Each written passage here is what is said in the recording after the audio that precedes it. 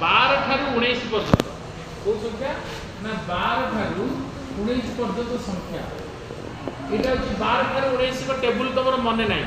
12 ठारू 19 को पणिका तमर मन नाही तणु आमे पणिका मन नथिले मध्य 12 ठारू 19 माध्यम रे आमे जे कोनसी बड़ संख्या को गोटे सेकेंड रे मल्टीप्लाई करि परिबा गोटे सेकेंड रे आमे गुणन करि परिबा केमित करिबा देखो मन कर तुमको गोटे संख्या दे जाइछि 5945 को आमे गुणन करिबा केते रे 14 रे गुणन करिबा 12 ठारू 19 भीतर 14 अछि कि नै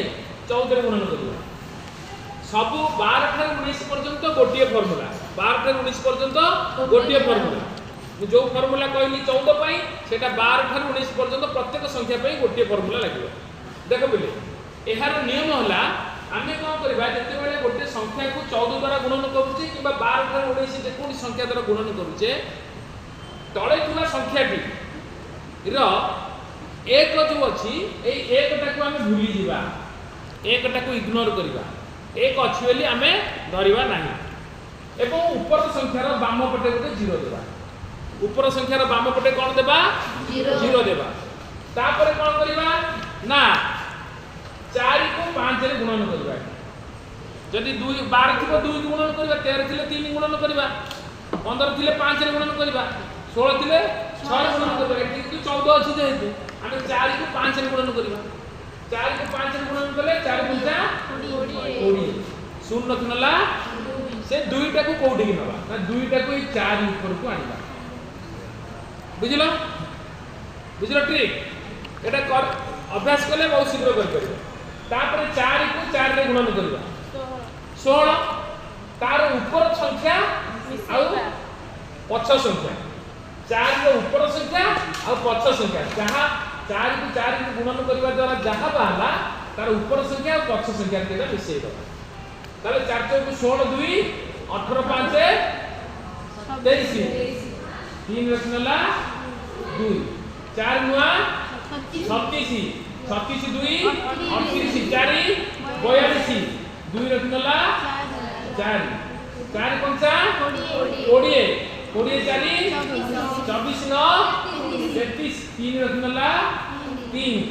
4 शून्य 0 3 5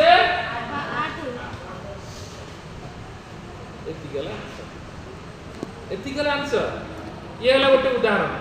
बुझी पाइलो एटा ना बुझी पाइलोनी सेई भली देखो सेई भली आमे मन करो आ गोटे संख्या नबा 7228 को आमे 18 रे गुणन करबा सेई फार्मूला प्रयोग करबा 18 रे गुणन कला बेले कोन करबा 1 को भूली जिबा इग्नोर करबा एवं ऊपर संख्या रे बाम पटे 0 देबा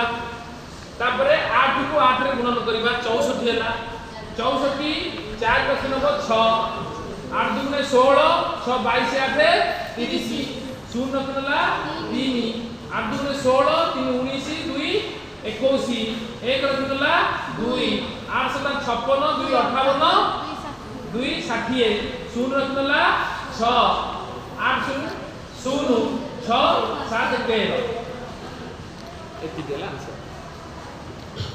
बुझिलो वर्तमान तुमको मु केते गुडिए दुईटी संख्या देबी तमे निजे घरे करिकी ताको प्रैक्टिस करिवो 8756 गुणन 19 7749 गुणन 16 सर से एक बदल जे आउ जो संख्या थिले भी हैला तेणु 12 ठारू 19 पर्यंत आमे गुणन शिखिचे बर्तमान 12 ठारू 19 पर्यंत संख्या द्वारा जे कोनसी बड़ संख्या को आमे गुणन करिबा फार्मूला मु तुमको बतैली तमे ए दीटा करिकरी प्रैक्टिस करिवो मोर कमेंट बॉक्स रे कमेंट करिवो एवं मोर चैनल को सब्सक्राइब करिवो लाइक करिवो ताले मु परवर्ती समय रे जनरल गुणन गुडी को केमती शीघ्र करियबो मु तम मान को बतैबी धन्यवाद जय जगन्नाथ।